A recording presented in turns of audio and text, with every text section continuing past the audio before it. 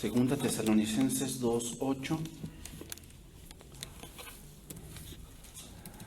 Vamos a continuar con nuestra serie Cristo y su exaltación. Este es el tema número 32. Continuamos con nuestro título, nuestro tema de la semana pasada, el Anticristo parte 2. Vamos a seguir un poco estudiando, vamos a ponerlo así, un poco de la historia, hasta llegar al punto de lo que son nuestros días.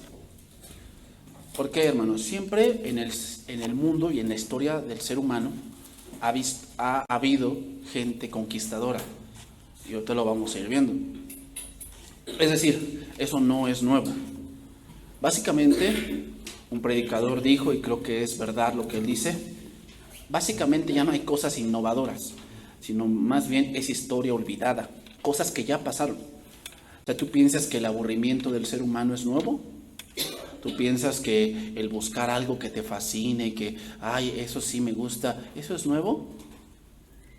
¿Tú piensas que jóvenes que se creen que lo saben todo, eso es nuevo? No, Sócrates también habló de eso, que había jóvenes que se creían que lo sabían todo y radicaba en la necedad. O sea, eso no es nuevo, eso ya ha existido.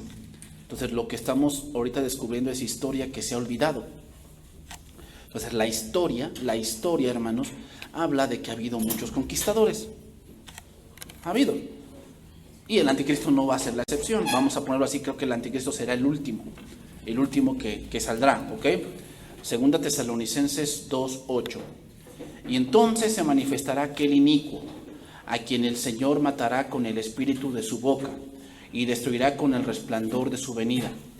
Inicuo cuyo advenimiento es por obra de Satanás, con gran poder y señales y prodigios mentirosos, y con todo engaño de iniquidad para los que se pierden por cuanto no recibieron el amor de la verdad para ser salvos. Bien, hermanos, hemos visto que ha habido hombres poderosos desde el inicio, y voy a hacer una recapitulación para entrar a lo que hoy vamos a estudiar.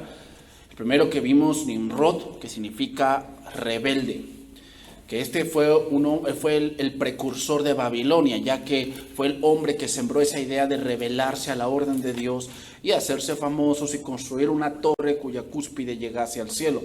Muchos han dicho que ser famosos es tener poder sin guerra.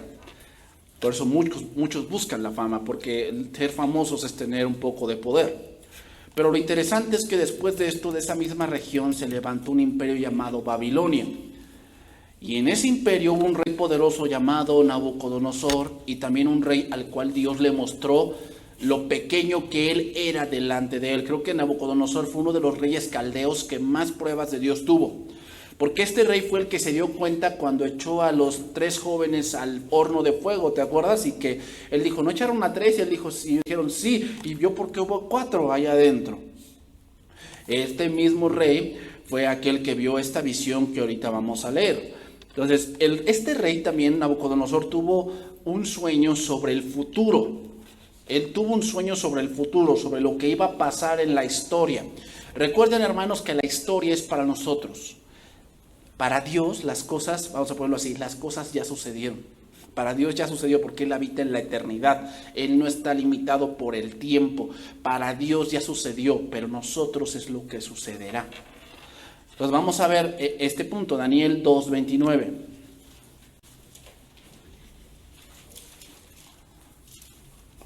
Daniel 2:29. Te voy a decir un poco del contexto para que después leamos lo que sigue.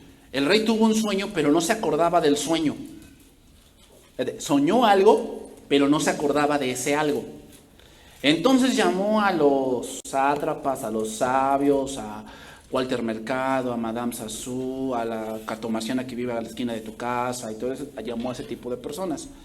Y entonces les dijo, he soñado algo. Entonces ellos dijeron, pues dinos qué soñaste y te lo vamos a interpretar. Entonces ellos dijeron, no, es que el rey les dijo, no me acuerdo del sueño, entonces me tienen que decir el sueño y me tienen que decir qué significa el sueño. Pues obviamente eso era imposible. Entonces, al ver que Nabucodonosor, que eso no era posible, que no le decían el sueño, él se enojó mucho y mandó a matarlos. Nabucodonosor era una persona de poca paciencia. Así como tú, que no tienes paciencia, sí, así. Era de pocas pulgas Nabucodonosor. Entonces, al ver que no le hacían su capricho, entonces decidió matarlos. Pero ya sabes cómo se pusieron todos, ¿verdad? Pegaron el grito al cielo. Entonces llamaron a Daniel y le dijeron que pues, le interpretara el sueño al rey, porque si no, pues los iban a matar. Entonces, versículo 29, Daniel 2:29. Estando tú, oh rey, en tu cama, te vinieron pensamientos por saber lo que había de ser en lo porvenir. Y el que revela los misterios te mostró lo que ha de ser. Y a mí me ha sido revelado este misterio, no porque en mí haya más sabiduría que en todos los vivientes, sino para que se dé a conocer al rey la interpretación y para que entiendas los pensamientos de tu corazón. Tú, oh rey, veías, y aquí una gran imagen. Vio una imagen muy grande. Esta imagen era muy grande y cuya gloria era muy sublime. Es decir, era una imagen que él veía y era asombrosa. Estaba en pie delante de ti y su aspecto era terrible. Terrible significa que era algo que no podía entender, que era algo que era inexplicable, por eso significa terrible. Es decir, que era algo que él no lo veía y no podía comprender por qué estaba hecho de esa manera. Dice, la cabeza de esa imagen era de oro fino. Por eso dice que era terrible, porque dice, sus pechos y sus brazos de plata. O sea, ¿quién haría una imagen así? O sea, no puede ser. O sea, si la hago de oro, la hago toda de oro. Su vientre y sus muslos de bronce, sus piernas de hierro y sus pies en parte de hierro y en parte de barro cocido. Y estabas mirando hasta que una piedra fue cortada no con mano e hirió a la imagen en sus pies de hierro y de barro cocido y los desmenuzó. Entonces fueron desmenuzados también el hierro, el barro cocido, el bronce, la plata y el oro. Es decir, al momento de pegarle en los pies se vino abajo y toda la imagen se destruyó. Eso fue lo que pasó. Dice, y se los llevó el viento sin que de ellos quedase rastro alguno. O sea, quedó hecha polvo. Mas la piedra que hirió a la imagen fue hecha un gran monte que llenó toda la tierra. Versículo número 36. Este es el sueño. También la interpretación de él diremos en presencia del rey. Tú, oh rey, eres rey de reyes, porque el Dios del cielo te ha dado reino, poder, fuerza y majestad. Y donde quiera que habitan hijos de hombres, bestias del campo y aves del cielo, él los ha entregado en tu mano. Y te ha dado el dominio sobre todo. Tú eres aquella cabeza de oro. ¿Verdad? Babilonia, o sea, lo que le estás diciendo, la imagen lo que significa, hermanos, básicamente esa imagen lo que significa son los reinos postreros que vendrían en esa región de lo que ahora es Irán, lo que es Turquía, lo que es Jordania, lo que es Egipto. Toda esa parte de ahí vendrían varias civilizaciones, y obviamente esas civilizaciones vendrían comandadas por ciertos caudillos. Entonces el primero, la cabeza, es Babilonia. Y ya lo habíamos visto la semana pasada. Babilonia es el oro, porque Babilonia lo que tuvo no era un reino muy grande.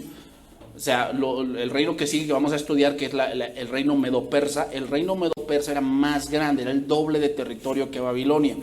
Sin embargo, Babilonia lo que tenía era que era muy hermosa. La ciudad de Babilonia era una de las capitales más hermosas que podía haber en ese momento. Por eso a él se le dice que es la cabeza de oro. Entonces, vamos a entrar al segundo reino, que es el que nos atañe hoy. Su pecho y sus brazos de plata. La plata obviamente es menos valiosa que el oro, ¿verdad? Es menos valiosa que el oro. Algo que tiene el oro puro, hermanos, algo que tiene el oro puro es que es muy frágil. Sí, por eso el oro luego lo mezclan con diferentes metales para que sea más duro. Si tú tienes un escudo de oro puro, es más débil que un escudo de bronce. El bronce es un metal más duro, pero de menos valor. ¿Ok? Entonces la plata aquí es de menos valor. Dice ahí versículo número 32. Vamos a empezar allí, ¿ok? La cabeza de esta imagen era de oro puro. Y luego dice, los pechos y sus brazos de plata. Ahora entramos a un reino que no tenía mucha gloria, es decir, su reino no era tan esplendoroso como lo fue Babilonia. Pero ¿qué tenía este reino? Que militarmente era muy fuerte. ¿Okay? El reino medo-persa militarmente era muy fuerte. Ahora vamos a saltar otro verso. Daniel 7:5. Estos dos versos son paralelos, hermanos, para sacar ahí lecciones. La profecía se estudia de esa manera, ¿eh? Debes de ir estudiando varios versos que compaginan eso. No puedes tomar un verso así aislado y sacar tu rollo. No. Debemos tomar varios versos para tener más luz. Aquí en el capítulo 7 Daniel tiene una visión también de 4 bestias que significan también los reinos venideros. Dice versículo 5, Daniel 7:5. Y he aquí otra segunda bestia semejante a un oso, la cual se alzaba de un costado más que del otro, y tenía en su boca 3 costillas entre los dientes, y le fue dicho así: levántate, devora mucha carne. Hermanos, un oso es un animal de gran fuerza. Un oso puesto de pie puede medir unos 2,5 metros y pesa unos 270 kilos, más o menos. Además de tener una dentadura muy fuerte. El imperio medo-persa, hermanos, siempre tuvo dominio más otro que uno. Por eso dice que el oso se levanta de un lado más que del otro. El imperio medo-persa, de los dos imperios, la palabra medo significa tierra. ¿Ok? Pero el imperio de los dos que fue más fuerte fueron los persas. Los persas fueron más fuertes que los medos. Por eso el oso se levanta de una parte más que de la otra. ¿Ok? Los dos reyes más reconocidos del imperio medo-persa es el rey Darío y el rey Jerjes I, que pusieron a Persia como el más poderoso de su tiempo. Darío conquistó parte de Babilonia, pero no lo destruyó por completo, sino los puso con tributo. Sigue diciendo, dice que en su boca de este oso tenía 3 costillas. Las 3 costillas, hermanos, hablan de los reinos que conquistó en su tiempo, los cuales eran también reinos poderosos. El primer reino fue Babilonia. ¿Ok? El primer reino fue Babilonia. El segundo reino fue Lidia, que tenía un rey famoso en ese tiempo. Y el tercer imperio que conquistó fue Egipto. Por eso dice que tiene 3 costillas. O sea, ese imperio conquistó otros 3 imperios poderosos en su tiempo. ¿Ok? Y otro imperio que un poco conquistaron, no totalmente, pero sí lo conquistaron, Grecia. En el 480 a.C., los persas llegaron a Atenas y la redujeron a cenizas. Pero no conquistaron Grecia totalmente. ¿Ok? Otra cosa que tenía el imperio persa es que su ley era muy dura. Es decir, se aplicaba fuera quien fuera, excepto en la realeza. La ley persa tenía la pena capital, es decir, la crucifixión. Se dice que en el tiempo de los medo-persas faltaban árboles para crucificar a ladrones y malhechores. Faltaban árboles para crucificarlos. ¿Qué se le dijo al oso? Levántate, come mucha carne. El imperio medo-persa lo que le gustaba mucho eran las guerras sangrientas. Y le gustaba la devastación total. Por eso se le dice devora mucha carne. Una de las derrotas muy recordadas de los griegos hacia los persas es la batalla que tuvo Darío y que perdió en Maratón, en donde después que Darío preparó otra expedición, murió y Jerjes I asumió el trono, y es lo que vemos en el libro de Esther. Vamos a ver Esther 1:1. Entonces nos vamos a enfocar un poco en Jerjes. Jerjes es un poco más, era un rey un poco loco. Jerjes, de verdad era un rey muy diestro para la guerra, pero era muy loco este hombre. A veces se ponía fuera de sus cabales, ya te lo vamos a ver. Esther 1:1. Esther 1:1. ¿Ok? ¿Ok?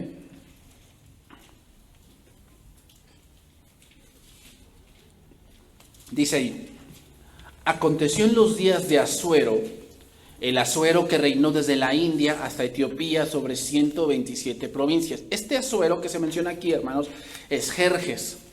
Solamente que el nombre Asuero viene de un relato griego. Y en el relato griego se le da ese nombre Asuero. Pero en realidad también este hombre es Jerjes, el rey o el hijo que sucedió a Darío II. ¿Ok? Y en aquellos días, cuando fue afirmado el rey Asuero sobre el trono de su reino, el cual estaba en Susa, capital del reino, en el tercer año de su reinado hizo banquete a todos sus príncipes y cortesanos, y teniendo delante de él a los más poderosos de Persia y de Media, gobernadores y príncipes de provincias, para mostrar él las riquezas de la gloria de su reino. Fíjate, algo que tenía este rey Asuero, ¿qué tenía? Era muy pomposo, él le gustaba presumir, le gustaba mucho que se dieran cuenta de cuál poderoso él era. Hermanos, esa característica tendrá el anticristo. El anticristo se jactará de muchas cosas que él hace o que hará. Así se hará el anticristo, tendrá una parte de este Jerjes. Dice ahí, el brillo y la magnificencia de su poder. Se dice que el anticristo hará descender del cielo fuego. Imagínate cómo va a ser el anticristo, será como este hombre Jerjes. Dice, por muchos días, 180 días. O sea, tuvo 180 días de fiesta. ¿Te imaginas? Y cumplidos estos días, hizo el rey otro banquete por 7 días. O sea, no le bastó. Hizo otro más. En el patio del huerto del palacio real, Asuero tenía 2 casas. Una se le llamaba la casa de la capital y otra era la casa del jardín. La casa del jardín era una mansión donde tenía animales salvajes en cautiverio, tenía muchas gradas y tenía muchas habitaciones. A esa casa se refiere aquí. Dice, el patio del huerto del palacio real estaba en su casa del huerto. Luego dice, el pabellón era de blanco, verde y azul, tendido sobre cuerdas de lino y púrpura y anillos de plata y columnas de mármol, ¿verdad? Mármol. Los reclinatorios de oro y de plata sobre losado de porfirio y de mármol y de alabastro y de jacinto. No, hombre, tenía una mansión. Y daban a beber en vasos de oro y vasos diferentes unos de otros y muchos vino real, de acuerdo con la generosidad del rey. Y la bebida era según esta ley, que nadie fuese obligado a beber, porque así lo había mandado el rey a todos los mayordomos de su casa, que se hiciese según la voluntad de cada uno. Asimismo, la reina Basti hizo banquete para las mujeres en la casa real del rey Asuero.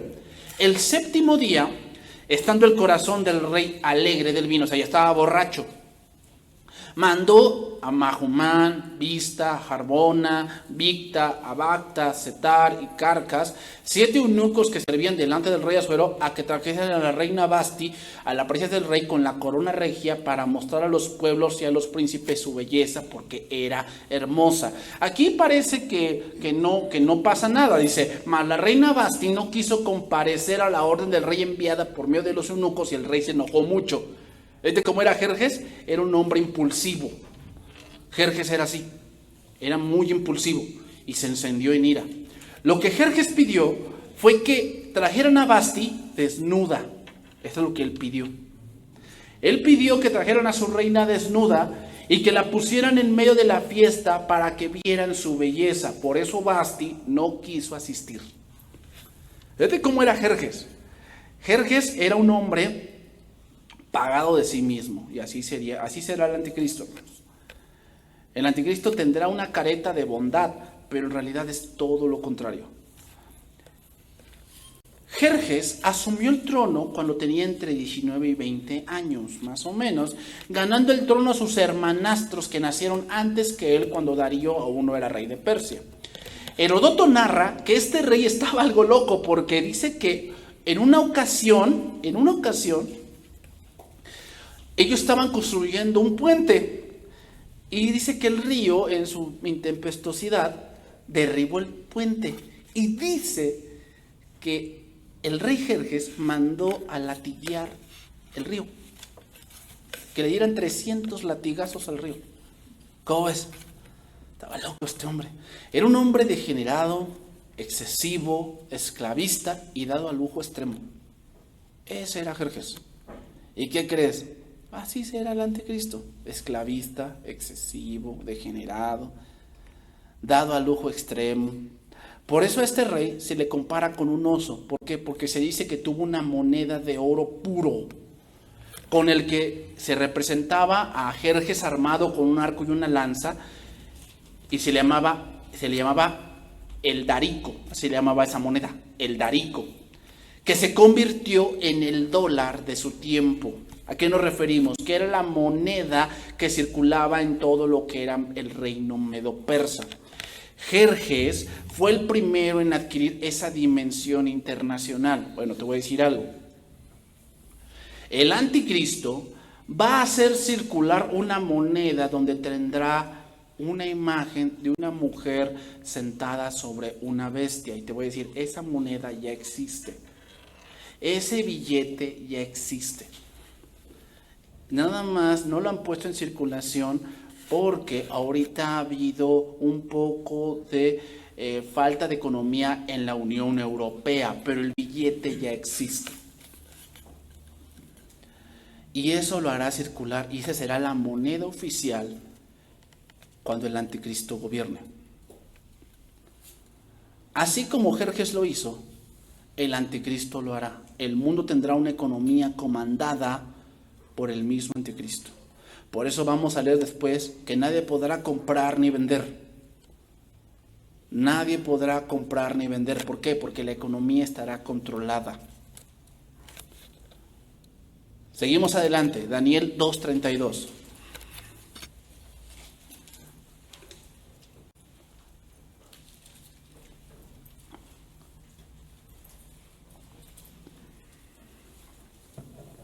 Aquí vamos a ver a otro caudillo. Dice ahí, Daniel 2:32.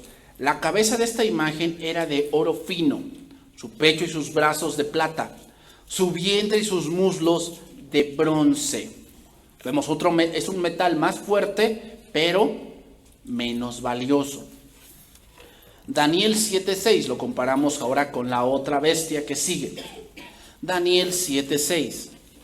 Dice, después de esto miré, y aquí otra semejante a un leopardo, con 4 alas de ave en sus espaldas, y tenía también esta bestia 4 cabezas y le fue dado dominio. El siguiente imperio que se menciona es el imperio griego. Comandante del imperio griego, Alejandro Magno, que fue discípulo un poco, dicen, de Aristóteles, quien se cree que Alejandro Magno era homosexual, porque también Aristóteles lo era. Alejandro Magno conquistó todo el reino conocido cuando tenía 31 años. O sea, lo que a muchos les costó 10, 20, 30 años, a él le costó más o menos 4 años en conquistar. Por eso se le da el leopardo. ¿Por qué? Porque la manera en que él conquistó fue rápida. Un leopardo es rápido. Otras versiones le llaman que es una pantera, pero es el mismo nombre, hermanos. En algunos países se le conoce como pantera parda al leopardo. Son animales que pueden alcanzar 10 metros brincando en el aire y aproximadamente 6 metros saltando hacia adelante, 6 metros. Son animales que pueden alcanzar los 58 kilómetros por hora. O sea, son animales muy, muy veloces. No son muy fuertes como los leones. Sin embargo, lo que tienen los leopardos es que pueden trepar árboles.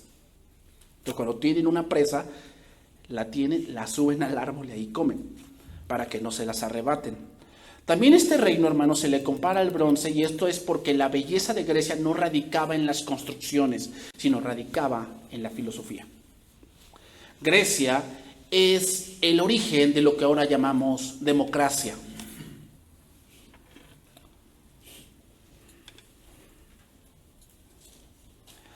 Entonces, la idea de la democracia, hermanos, viene de los griegos. La idea del votar, del voto, viene de los griegos. El pensamiento de que el hombre va a cambiar entre más educación tenga, viene de los griegos. O sea que tenemos mucha influencia griega en este punto. Muchos pensamientos filosóficos fascinantes como la metafísica viene de los griegos. Eso de que te puedes curar con la mente, que con la mente puedes crear materia, puedes establecer muchas cosas, viene de los griegos.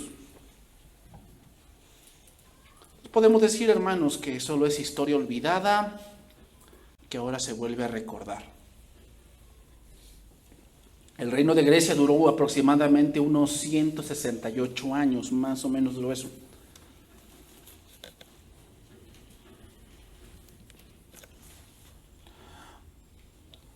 Pero misteriosamente, hermanos, cuando Alejandro Magno tiene 33 años, muere de una enfermedad. Entonces, dice que el leopardo tiene 4 cabezas.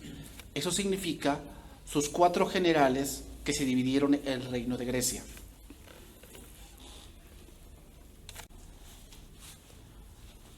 Alejandro Magno, los griegos no eran muy poderosos en números como los persas. Un problema que tuvieron los griegos era que sus colonias no se agrupaban.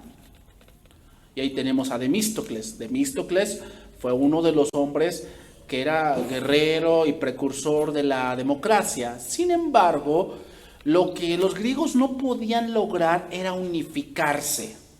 Cada quien tenía su pensamiento, cada quien tenía su rollo y cada quien tenía su manera de pensar en ciertos asuntos. Por eso eran totalmente vencidos. Pero lo que Alejandro Magno consiguió fue que todos se unieran en un solo país, y por eso conquistaron y por eso derrotaron a los persas. Te voy a decir algunas batallas que ellos conquistaron. Por decir, la batalla de Maratón en el 490. Luego viene otra batalla que es la batalla de Salamina en el 480 a.C., donde ahí derrotaron a los persas.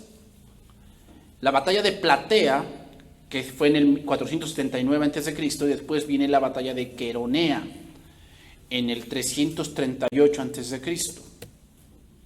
En ese mismo año fue donde Alejandro Magno se levantó. ¿Cuál fue el sueño de Alejandro Magno? Su sueño más grande de Alejandro Magno no era tanto ser el rey de todo. Lo que él más quería era helenizar todo.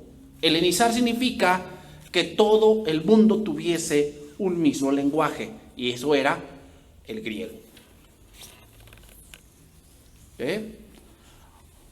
Y por un momento lo logró. ¿Por qué crees que la parte del Nuevo Testamento fue escrito en griego? Y los manuscritos del Qumran encontrados en el Mar Muerto, ¿en qué crees que fueron encontrados? En griego. En parte lo logró, pero no en todo.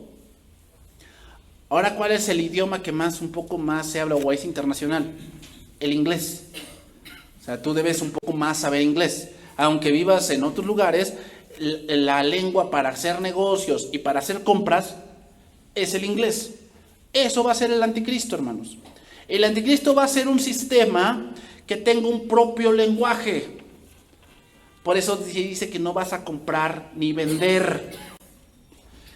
Porque yo más bien creo, ¿cómo hacer eso? Muchos piensan que es, pues pasas tu huella digital. Hermanos, todo programa computacional tiene una debilidad. ¿Sabes por qué? Porque lo hizo un hombre. Toda cosa que el hombre haga tiene una debilidad, porque lo hizo un hombre. Entonces yo más bien creo que cuando se refiere a no comprar ni vender, es que habrá un cierto sistema, y no tanto computacional, sino es un sistema que los hombres tendrán. Date cuenta, si tú vas a la región de México, si tú vas allá a la región de Tepito, los comerciantes ahí tienen un lenguaje propio. Aunque hablan español, se entienden por chiflidos, se entienden por toques, se entienden por XY razón. A veces se entienden porque van transportando, si transportan manzana es por esto, si transportan jitomate es por esto. Ellos tienen un propio lenguaje. Tú ve allá al malecón de Veracruz y lo mismo. Los mismos marineros tienen un propio lenguaje, aunque tengan o hablen español. Se dice, hermanos, que si hubiera 10 personas en una isla, en 20 años tendrían ellos un propio lenguaje. en 20 años, si estuvieran solamente en una isla ellos. Entonces, Alejandro Magno muere a los 33 y entonces el reino se divide en 4 partes, te las voy a decir. El primer general llamado Casandro se dividió la primera parte, que es Frigia. Eso Frigia es Bulgaria y parte de Rumania. ¿Ok? Bulgaria y parte de Rumania. El otro, Lisimaico, se dividió Macedonia, lo que es Grecia y Turquía. Toda esa parte él se la quedó, porque Alejandro Magno no tuvo hijos. Y viene otro, Seleuco. Seleuco se quedó con Siria. Todo lo que es la parte de Jerusalén y lo que es ahora el Líbano y toda esa parte él se lo quedó, Seleuco. Y luego viene otro que se llamó Ptolomeo, que eso se quedó con Egipto. Así se dividió el reino de Alejandro Magno. Entonces, lo que los griegos tenían era que no eran muy fuertes en número, pero militarmente eran muy fuertes. Es decir, tenían estrategias de guerra que los persas no tenían. Los persas tenían fuerza en el número de personas que atacaban, porque muchas gentes, como Jerjes conquistó muchas regiones, todas esas regiones peleaban por Jerjes, aunque no tuvieran el mismo lenguaje, peleaban por Jerjes. Los griegos eran más reservados, ellos sí decían más sobre la sangre pura griega. De hecho, Alejandro Magno no era puramente griego. Alejandro Magno era un mestizo y por eso lo rechazaban mucho a Alejandro Magno. ¿Por qué? Porque era un mestizo, no era griego 100% puro. Por eso lo rechazaban y él en ese rechazo decidió hacer una gran hazaña para que lo aceptaran y por eso empezó a conquistar. Los últimos dos, Seleuco y Ptolomeo, se libran Jerusalén. De ahí sigue la historia. Te voy a relatar un poco más de esta historia para irnos por la parte final. Te voy a hablar de un hombre llamado Antíoco Epífanes. ¿Has leído el libro de los Macabeos? Que está en la Biblia. Eso es un libro que se le llama deuterocanónico. ¿Qué significa esto? Tú sabes que en tu Biblia, cuando tú llegas a Malaquías, hay una hoja en blanco que se llama 400 años de silencio allí en lo que llega Mateo. Bueno, en esos 400 años de silencio se escribe Macabeos y se escribe Tobías, que se escriben esos libros que son deuterocanónicos. Bueno, en esos 400 años el punto eran los griegos, ¿ok? Entonces te voy a decir un poco de esa historia para que entendamos algo ahí. Ahí hay un rey llamado Antíoco Epífanes. Israel, hermanos, Israel estaba en medio de estas guerras y esto ocasionó que los ejércitos de estos dos imperios, Ptolomeo y Seleuco, saquearan los graneros. O sea, cuando había mucha guerra, adivina quién estaba en medio de las guerras. O sea, Seleuco estaba aquí arriba, gobernando todo lo que era esta parte de Siria, Jerusalén, el Líbano, toda esta parte, y Ptolomeo estaba acá abajo con Egipto. Entonces, ¿dónde se iban a encontrar? Aquí. ¿Quién estaba en medio de todo eso? Israel. Entonces, al estar en medio, ¿qué pasaba? Se llevaban sus animales, saqueaban sus graneros, se llevaban su cosecha. ¿Por qué? Porque el ejército tenía que comer. Costaba mucho dinero. De hecho, este hombre llamado Antíoco Epífanes, que era un griego, porque salió de los comandantes griegos, robó dinero del templo de Dios para financiar su guerra. ¿Te imaginas? Entonces, en el 198, los de Seleuco toman el control y se proclamaron los amos del pueblo judío.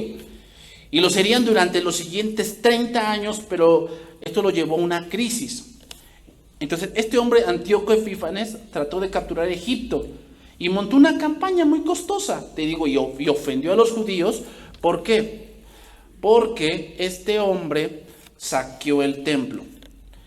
Entonces, sí logró su objetivo de conquistar Egipto, pero no lo dominó. ¿Ok? Sí logró su objetivo de conquistar, de matar a sus enemigos, pero no dominó Egipto.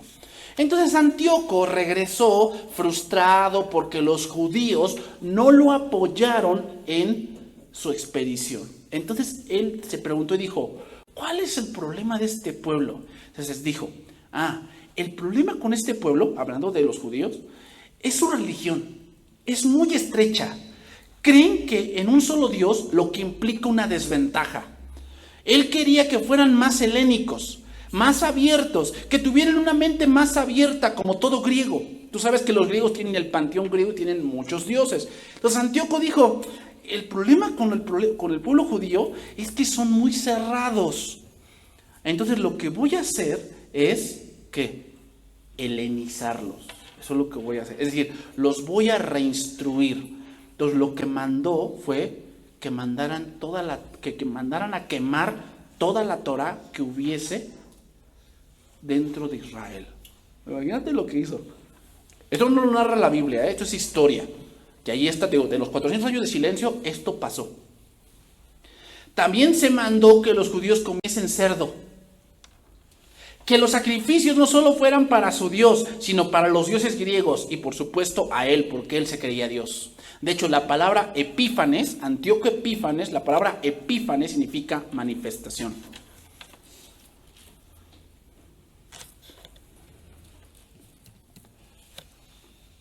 Pero ¿sabes? A los judíos les gustaban los juegos de palabras y en vez de llamarle Epífanes, le llamaban Epímanes. Y Epímanes significa loco.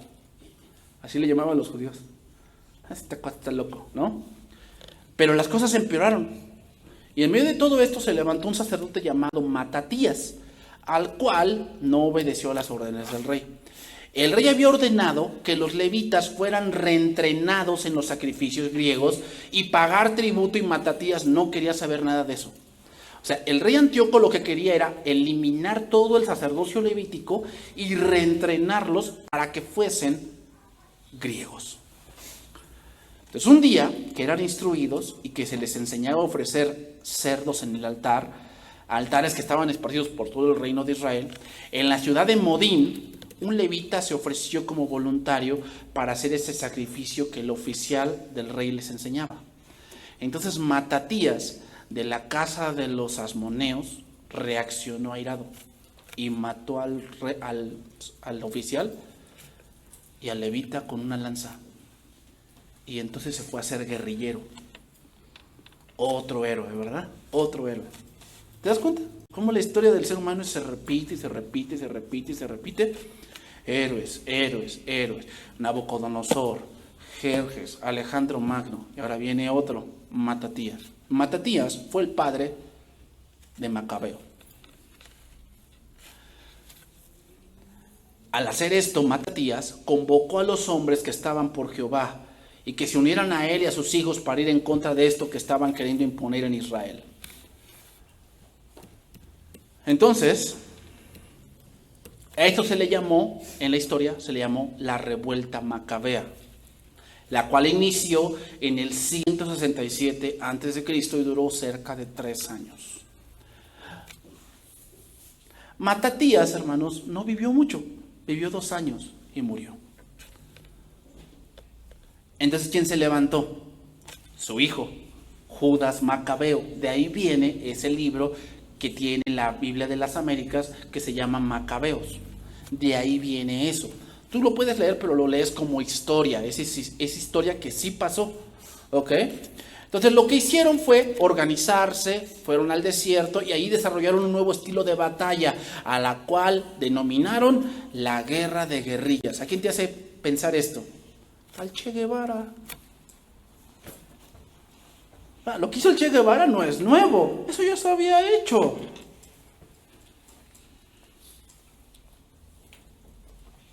¿Cómo ves?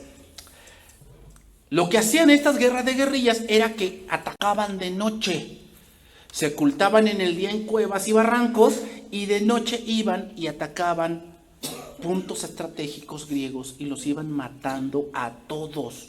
No podían contra los macabeos. ¿Cómo ves? Macabeo, la palabra macabeo, viene de una palabra aramea que significa el martillo. Eso significa, el martillo. Y vaya que fue un martillo, para sus oponentes griegos. Siempre un hombre exitoso en las guerrillas. Y en el 164 los griegos habían sido casi derrotados.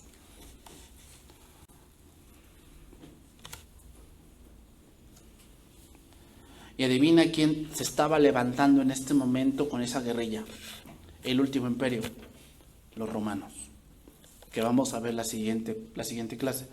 Los romanos, que vamos a decirlo así, básicamente el reino de Roma todavía existe. Todavía existe en este tiempo, solamente que está debilitado. Pero vamos a ver que dice que tenía 10 cuernos. Eso habla de 10 naciones que hoy se están juntando. Dice que de ahí salió un cuerno pequeño y que estos 10 hombres tendrán poder por un tiempo y lo darán todo a él.